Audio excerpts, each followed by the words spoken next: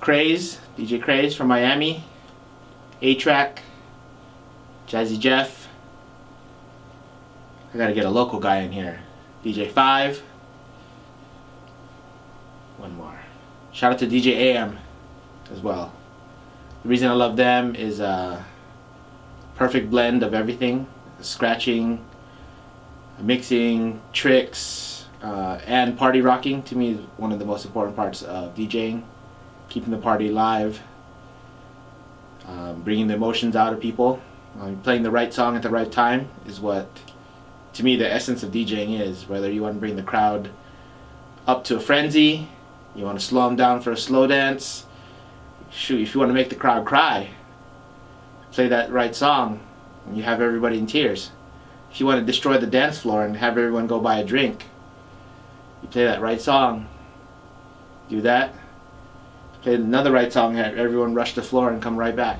What up, world? It's your guy AD. Today we're gonna be talking to the homie DJ Kram. You know, DJ stuff, DJ life, etc., etc. It's the session.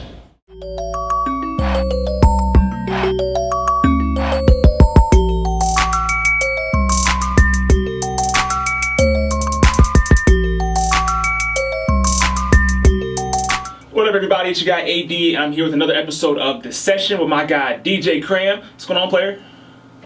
How are you? Thanks for having me. No, I appreciate you taking the time out for this, man. Now, how long you been DJing for, man? Getting down on the ones and twos. I think officially in 2003. Okay. So what is that? 13 years. Wow. Didn't want to start DJing until after I got my college degree because I figured once I got turntables and whatever, got into music, that I would never finish my degree, so I had to just kind of wait. Okay, that's a good plan. I hung out with a lot of DJs, of course, went to a lot of parties. I was going to ask how you got into it. My cousin Claudel. One time for Dell. You know, he had turntables, him and his brother always was into music and stuff like that. Okay. And I was kind of always hanging around with them. And then, you know, you just kind of get curious, like, hey, try it out, you know, go to a couple parties. Right. Okay, I gotta go take a piss, or I gotta go talk to this girl, or I gotta go get a drink. You play the next song, and you just like... And you get left with it? You go, you look, and you're like, oh shit, here it goes. Now or never, you know, like... Right. Pick a song, throw it on. Hopefully you can mix it right. Gotta make it happen. Yeah. What do you have a favorite type of like setting or like event to DJ, whether it's a prom, wedding, party, whatever it may be? I like parties that have like all ages, okay. Young and old, so that way you can play a bigger range of music. Got you. Rather than just, I mean, don't get me wrong, like I love the proms where you can, you know, just play all new stuff for all the kids and stuff like that, or, you know, like the older parties. Got you. Where you just play all the classics. There you go. But I like the bigger range. It gives you a little bit more freedom, and then it's more of a challenge because you have to appease to more people. Okay. You know, hey, play a couple of songs for the young people. Play a couple songs for the old people. Play a couple songs that everybody loves. Right. And then go back and forth and stuff like that. Okay. So. What do you like to play most? What is your like favorite area genre of music that you prefer to play? I'm old, so yeah. You know, I grew up in the '90s. Listen to 90s music and stuff, so I love, you know, the 90s and early 2000s. Okay. Sometimes I don't like the music today. Okay. It takes me longer to like it, if that makes sense. I know, I definitely catch that. Rather than when I was younger, the music back in the 2000s or 90s, like you just listen to it one time, you know, boom, like I love it already. I love it or you hate it right off the bat. That makes sense. Now, being from, you're originally from Hawaii. Born in Hawaii. And shout out to the musubi. Boom. What's that? Talk to me about that. The musubi is like spam musubi. Oh, okay. So okay. Hawaii consumes the #1 consumer of spam, of course. So it's just rice, a musubi, some teriyaki sauce, and some seaweed. Woo. Definitely goes straight to the gut. So how would you say the culture from Hawaii differs from like the culture in Vegas? I feel like a lot of people from Hawaii move to Vegas. A lot of people from Hawaii move to Vegas just because of the economy. Okay. Obviously, the cost of living is a lot cheaper. You can get a lot more for a lot less here. Right. Like gallon of milk there's probably, you know, I want to say $8 to $10. Here it's maybe $8 to $10 yes. for a gallon of milk. Yes. You're serious? Like yes. you're not even like hyping it up. No. Wow. Where milk is here, what? Maybe $3, $3-4. Right. So just $4 tops. Yeah, because everything is obviously imported in. So there's $8 to $10 there's that cost of. I guess I'm gonna be like I'm gonna give up all dairy if I'm in Hawaii. Straight up. So that's why Vegas is the 9th island.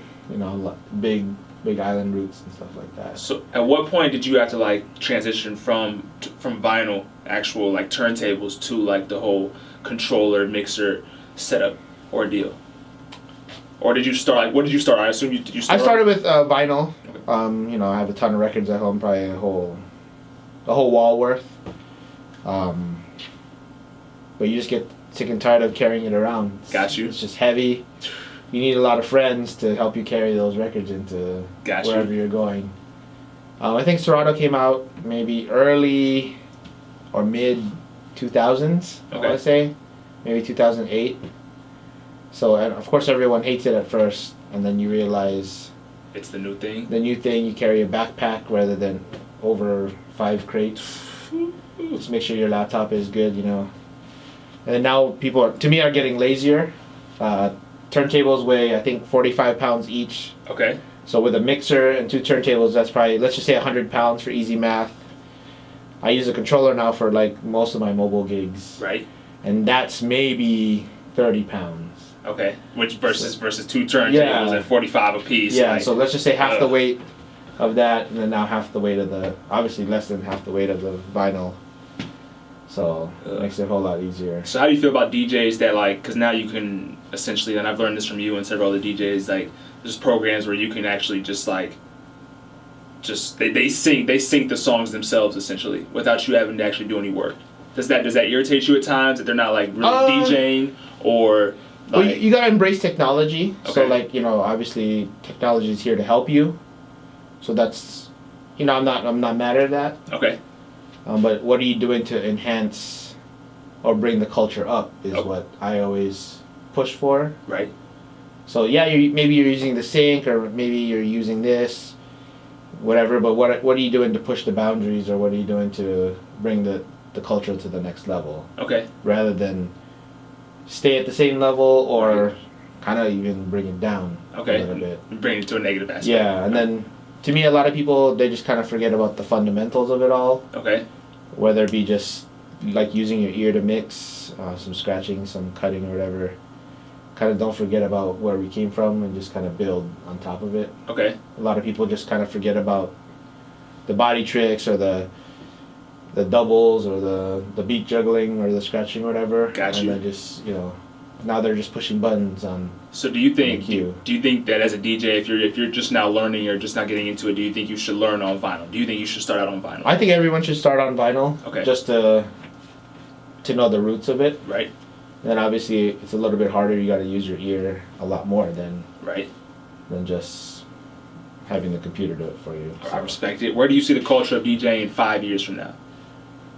I think it's going back. Like there's a big movement now to go back to what they call real DJing. Okay. So a lot of people are putting out more scratching videos and more, you know, beat juggling and all that stuff. So I think it's, which I think is good for the culture. Right. You know how, like, I mean, everything just kind of works its way.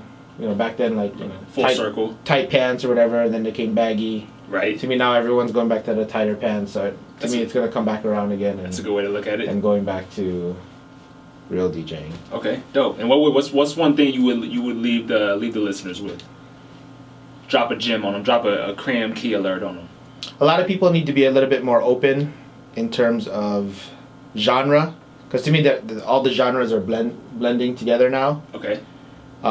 Give it a shot. Like when you hear something new, don't just, I don't know, hear the first chorus or whatnot, and just say, "Oh, that's not for me. It sucks."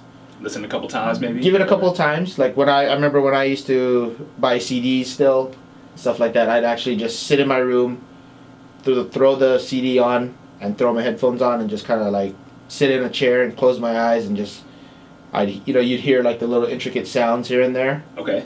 Maybe instead of like, now the popular songs are just catchy. Right. Just that you got a catchy hook or whatever. Catchy hook. They don't catch the production. Half the people don't even focus on the lyrics anymore. Right. Like half the people can't even understand what they're saying. You can't understand half the Rich Homie Quan, Young Thug. Yeah. Not to throw names out there, but to throw names out there at the same time. So I don't know, just give it a little bit more time not time, but listen to the details of the song. Okay. Maybe the production. Actually, listen to the lyrics. Simple like that. Just study the music essentially. Yeah. Okay. Be a fan of not only just the artist, but like the people behind the artist. So the producer, even who did the artwork sometimes. Okay. On the album cover. That can affect that can have something to play into the music. Yeah. Okay. Yeah. Definitely. So. I rock with it. Well, DJ Kram, I appreciate your time, brother. Appreciate for having me. As always, Kram the man, AD, the session.